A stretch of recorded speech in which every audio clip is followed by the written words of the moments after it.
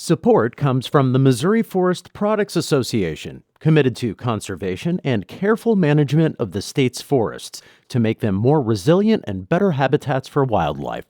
ChooseWood.com. You are allowing people who don't vote, who really don't care who their alderman is, probably can't tell you who their alderman is, can't tell you who their state rep is. You are allowing them to make the decision for the people who actually do care?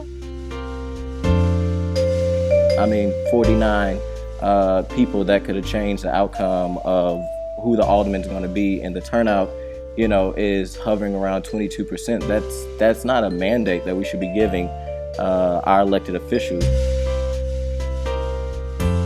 We don't host too many debates on St. Louis on the Air, but when we do, it tends to get interesting. This isn't ranked choice voting. This is approval voting. This is a form of it. This is a form of it. You could play with the synonyms. You can change it. But this is a form of ranked choice voting. And again, only one city does this, Sarah. Only one city. And that city's trying to repeal it. But this is definitely a form of ranked choice voting. I'm Sarah Fensky. This is St. Louis on the Air.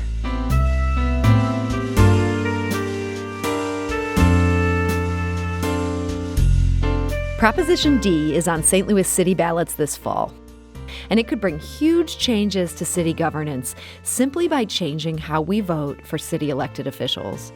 In short, Prop D would elect city officials in St. Louis by using something called approval voting.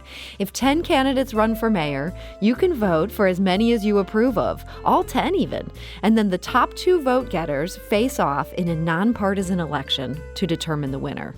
Simple, yes, but certain to shake up the city's status quo. And so today, we invited 2 elected officials to share their take on what Proposition D could mean for the city of St. Louis. State Representative Rasheen Aldridge supports Prop D's changes, and he joins us today to explain why. So, Representative Aldridge, welcome to the show. Thank you for having me. I'm going to introduce the flip side of this in just a moment, but I want to start with you first. What do you like about Prop D? What do you think makes this a good plan for the city of St. Louis?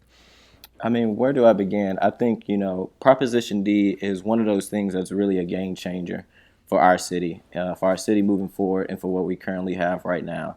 So currently the system that we has really honestly have been failing the voters when it comes to giving a mandate to individuals who will be making large decisions on our local level, here from aldermen to president board of aldermen to your own mayor. Prop D gives voters the chance to be able to vote for multiple candidates, which isn't anything new.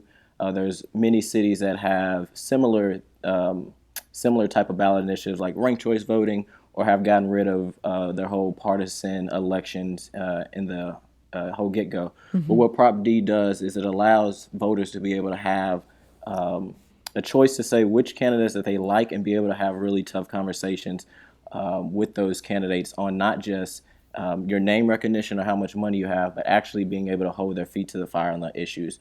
So you get to vote for multiple candidates, and what it does is also it engages voters. Right now we have such a horrible engagement problem in the city of St. Louis. When you look at the last elections we had here, if it's been the president board of aldermen race, back in March, 17% of the people came out, and in the general, it dropped to 10%. Mm-hmm. In this mayor race, we had 28% that came out to vote, and then it went up to about 30%.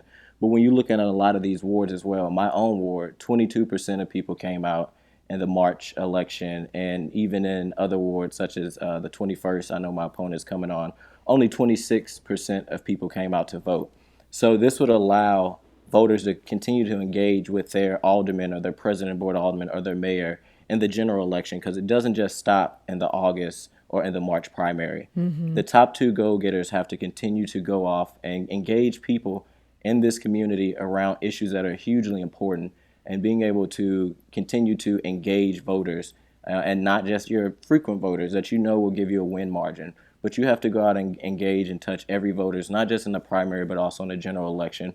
We're talking about changing the way our system honestly hasn't really been working for everyday voters in the city of St. Louis. When you have individuals that are winning with less than 30% of the vote, and they're making decisions on the way that our city runs, that doesn't help anyone, and it especially doesn't help our voters. And we should make sure that we should be engaging our voters and making sure that they're part of the process and not just winning on our frequent voters or because we have big money in our campaigns instead of worrying about the voters and getting rid of the special interest. So I really think that Prop D is something that, one, we're kind of behind on. You look at Kansas City, they have something very similar. You look at other cities, California, Michigan, New York City, Maine, Utah, so many other cities have already adopted this new way of voting and allowing voters to be able to go further on and be able to hold their politicians accountable and have those really tough conversations on the issues that's going to move our city forward. So I'm in favor of Prop D. I think it's great, and I think it's something that is really going to be a game changer for the city of St. Louis. So that is the argument in favor of Prop D. Our second guest today has an argument in opposition, and that is Alderman John Khalid Muhammad. So, Alderman, welcome to the show.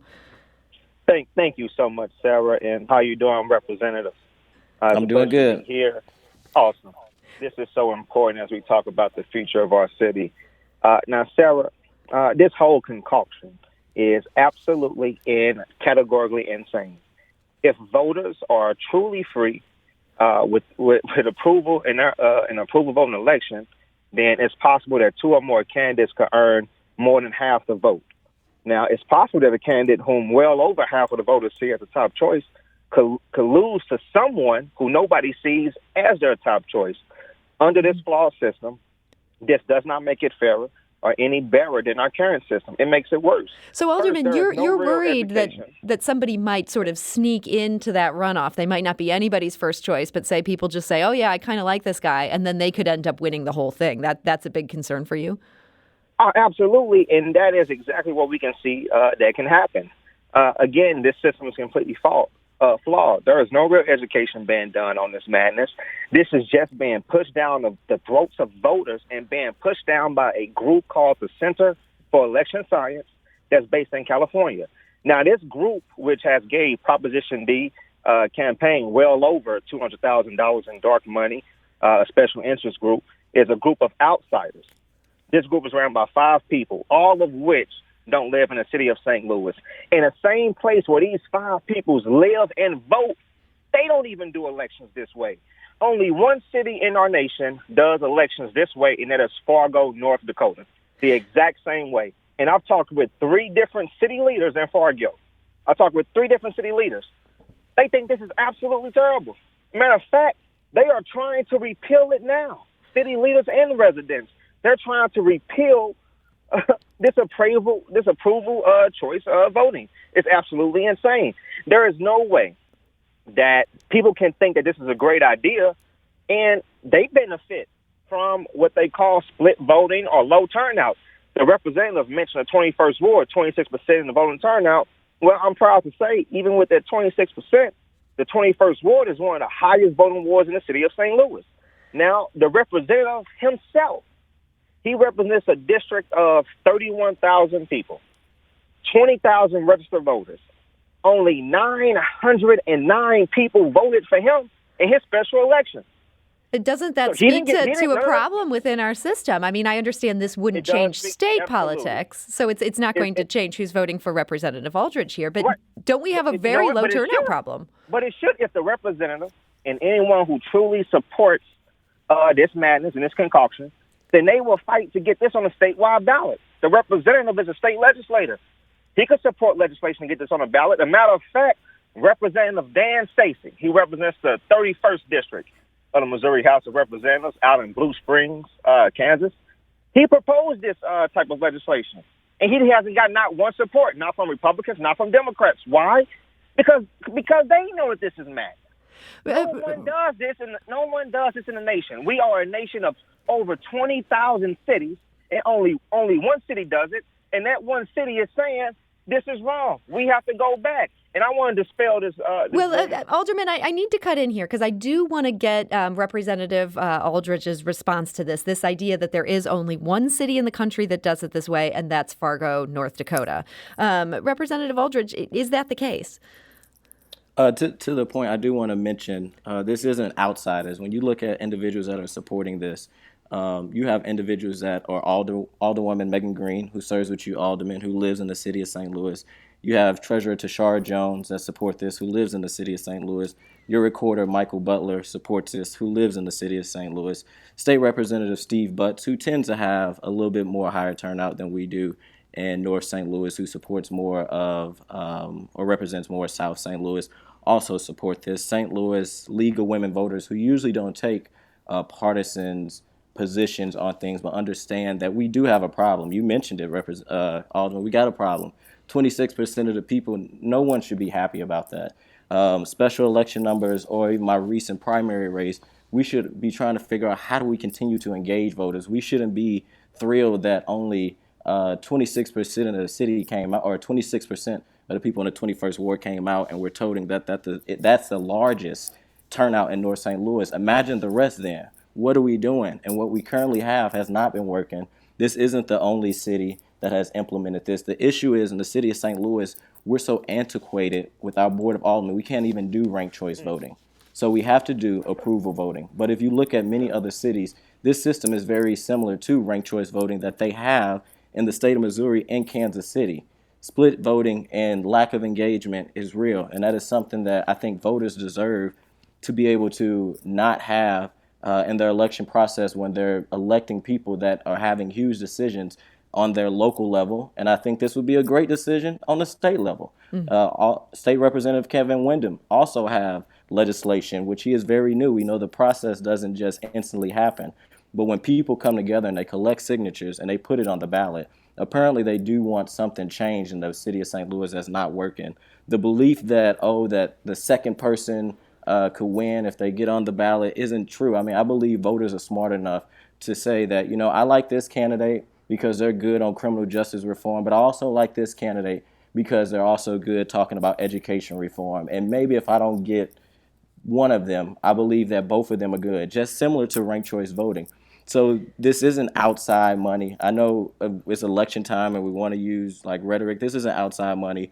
Your Congresswoman-elect Cori Bush, who was just elected, support this. Many great organizations, many people in the city of St. Louis have signed this ballot initiative and have been out knocking doors and believe in it because what we currently have is not working for the voters. And as a Democrat, what we do in the primary, after the primary, we give up on voters. We should continue to engage them, knock doors, figure out what is the issues and concerns that they want to see moving our city forward. But since we know we live in a Democratic city, which if this happens, a Republican won't win, I want to dismiss that.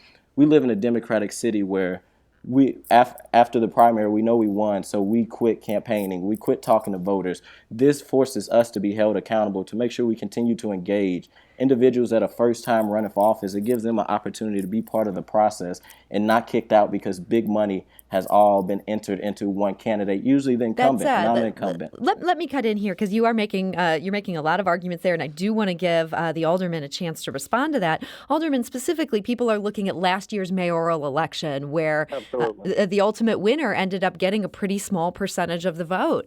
Doesn't this seem like something that could at least fix that somebody who's running for mayor would end up with a majority of votes cast, which has been a real problem in that past election? Absolutely not, Sarah. When you look at the last mayoral election, we had 5 candidates in that race. So I know we talk about Lyda Cruz and Tashara Jones and President Lewis Reed. And I know a lot of people want to support Proposition D because they think that it's going to get Tashara elected.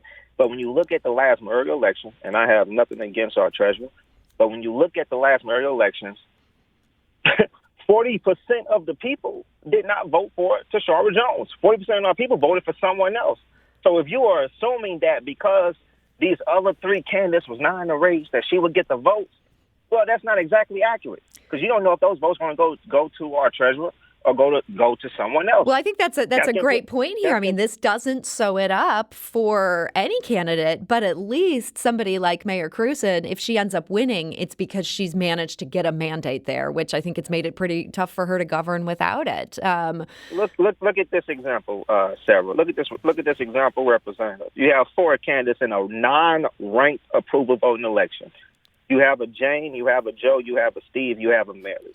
Let's say 100,000 people vote. All of those 100,000 voters make at least 2 selections. Now you have 48,000 voters that make a total of 3 selections. Jane's name is checked with a total of 70,000 ballots. Now you have Jane who has 67,000 voters who vote in favor of her for the choice. But Jane is also 3,000 voters a second chance. Ranking and choice doesn't matter, however, does not matter in this particular system. That 30% that did not check the box for Jane, they may hold a bias against Jane. She could be a woman, she could be a Latino, she could be an African-American, whatever the case may be, they hold a bias against Jane. They would never check the box next to a woman's name if they hold that bias.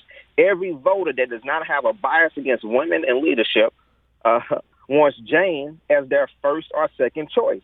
Now, let's say Joe come in. Remember I said Jane, Joe, Steve, and Mary. I want you to keep following me, Sarah. Keep following me, Representative. Now you have Joe. Joe's name is checked with a total of 72,000 ballots. Remember, we had 100,000 people that voted. Joe's name is checked with 72,000 ballots. Joe is 15,000 voters, top choice. Joe is 35,000 voters, second choice. Joe is 22,000 voters, third choice. A total of 50,000 voters have Joe as their first or second choice.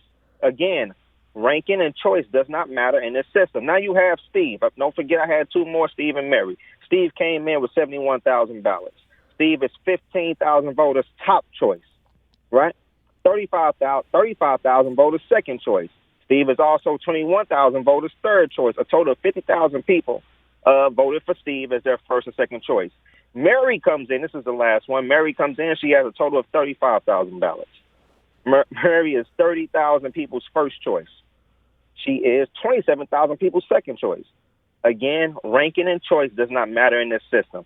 Under this proposed new election system, Steve and Joe will move forward to a runoff election, although the other candidates won with a supermajority as top candidates in top selections, but they would not win.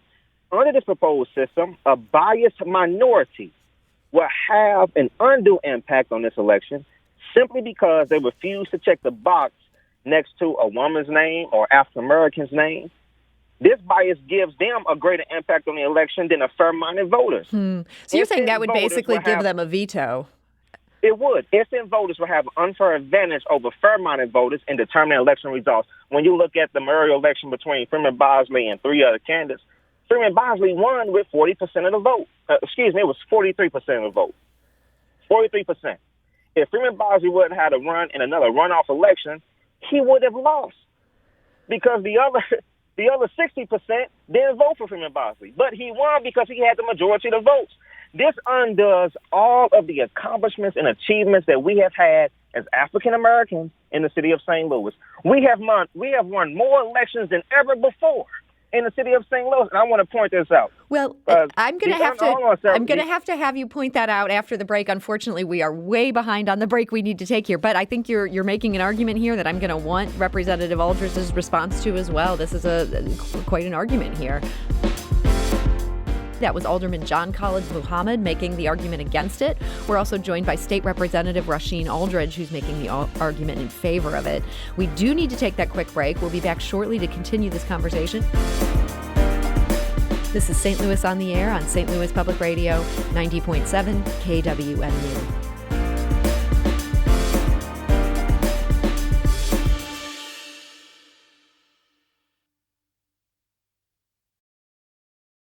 Welcome back.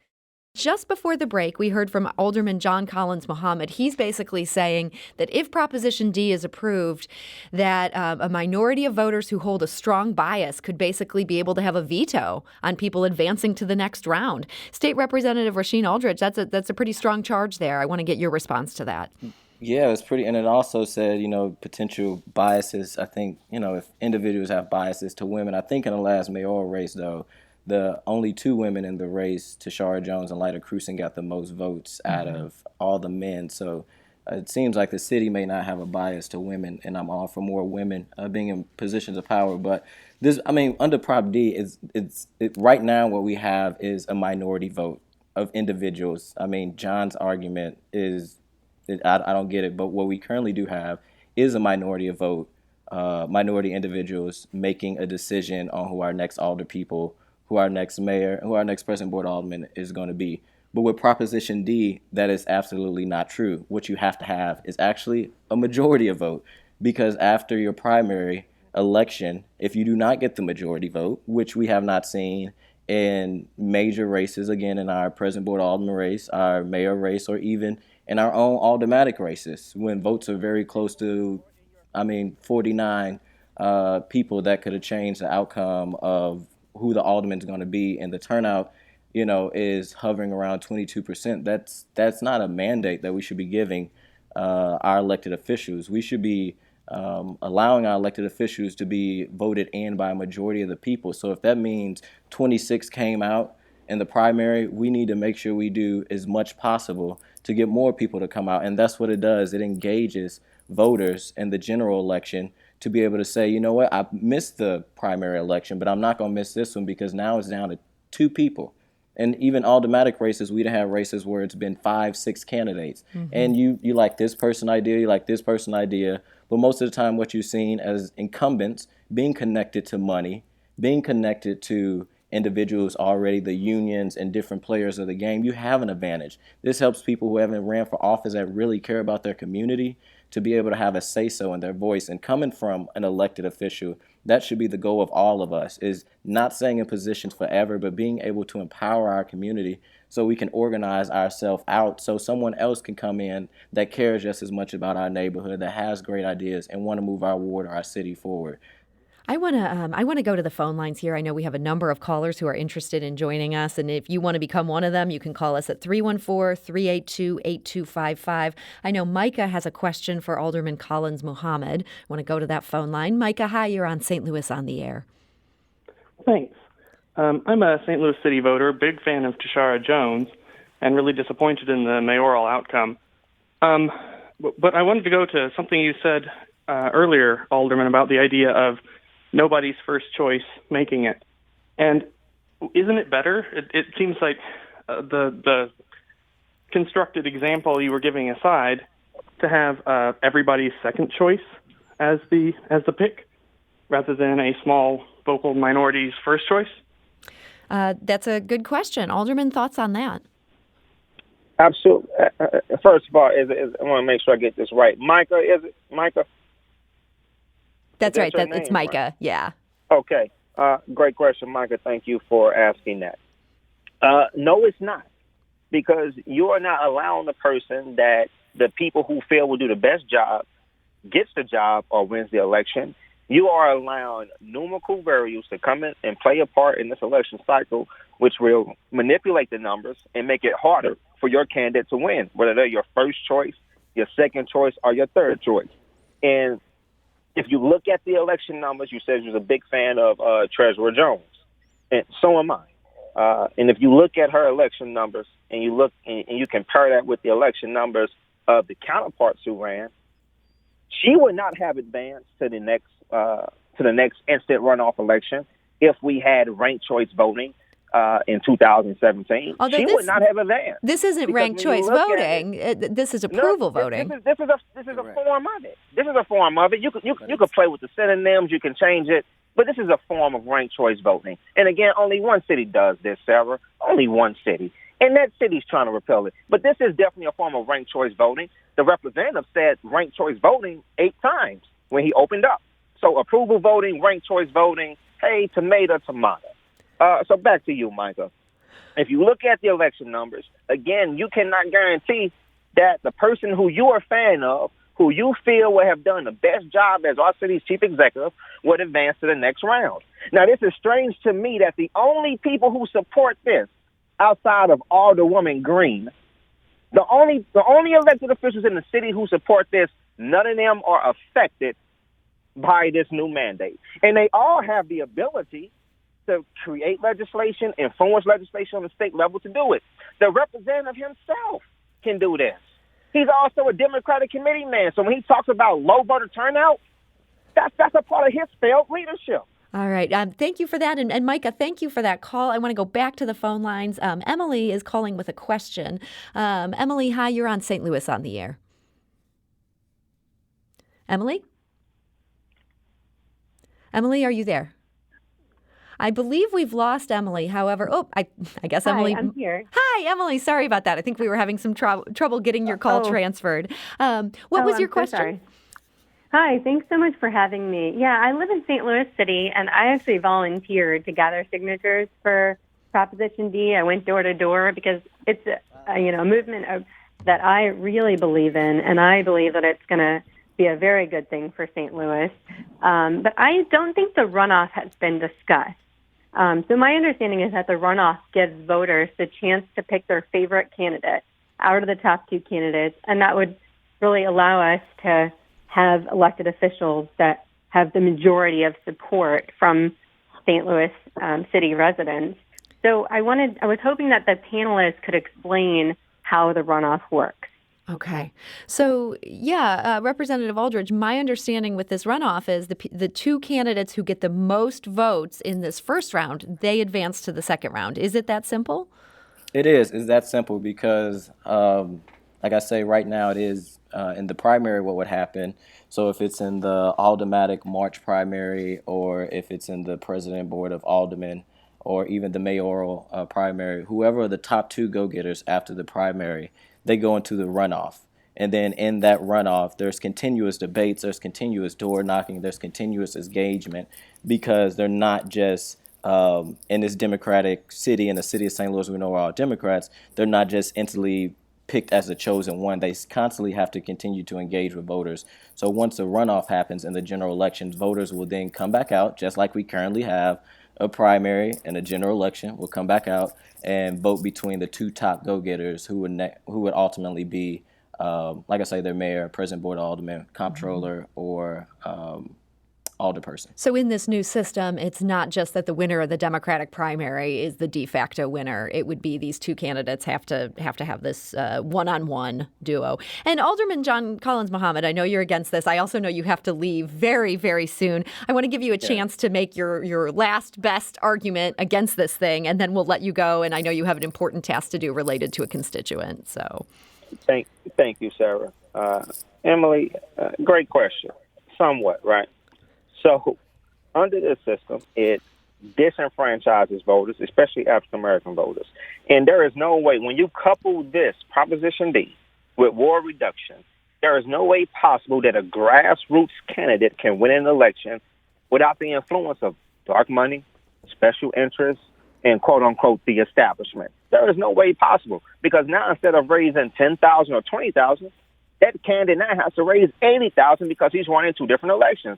So to say, and when you say that our voters don't care after the Democratic primary, I think that that's absurd, because in my ward, in many other wards, I get more voters to vote in March than I do in April, because they actually care about who their representatives are. They know the primary determines the winner.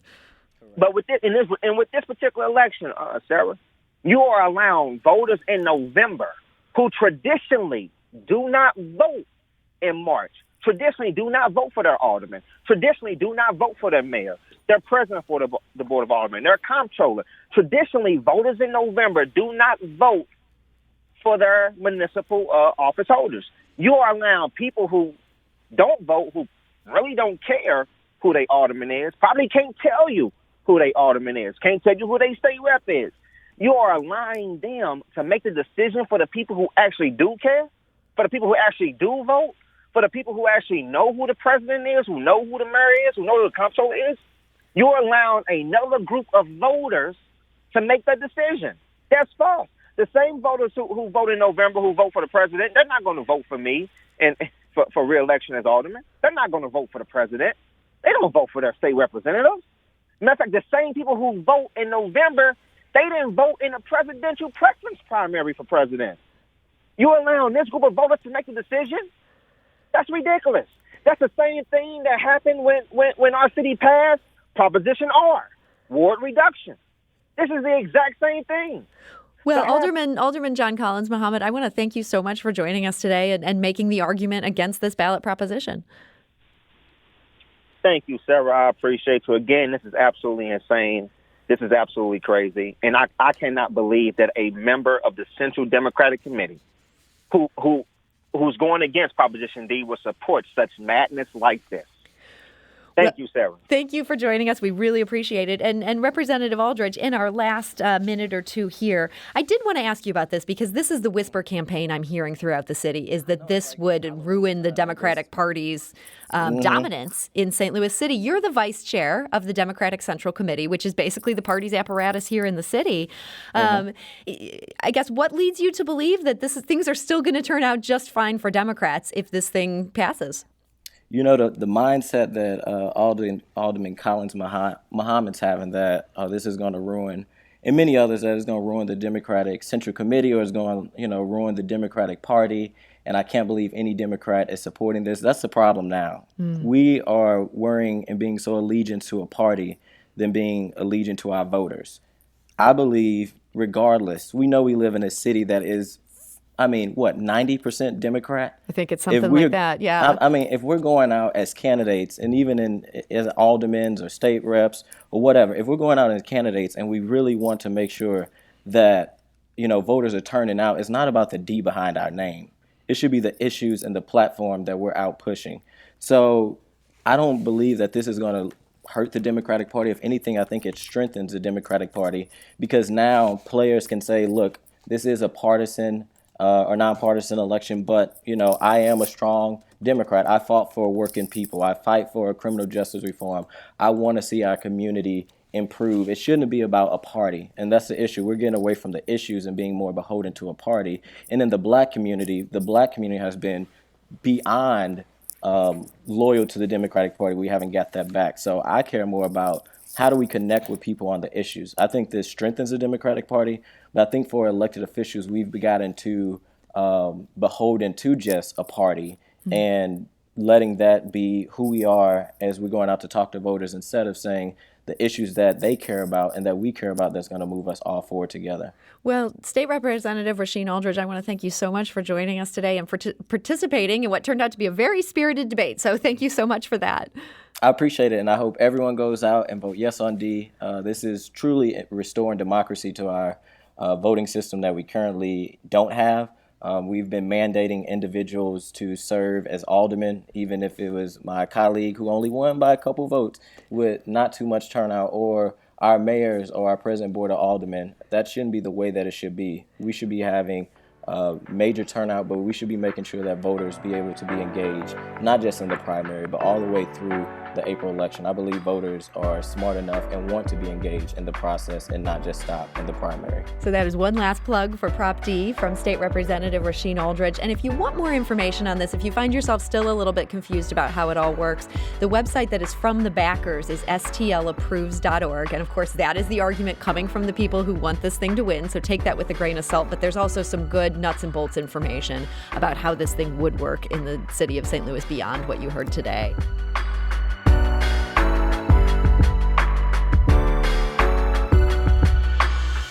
Do you find yourself regularly listening to episodes of St. Louis on the Air? Suggest us to a friend you think might enjoy our conversations, and leave us a review and rating on Apple Podcasts on the App Store. It's the simplest way to help people discover our show. Thank you.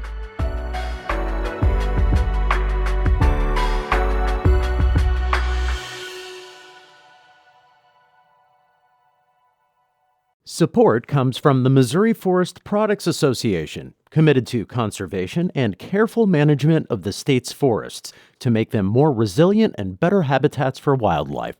ChooseWood.com.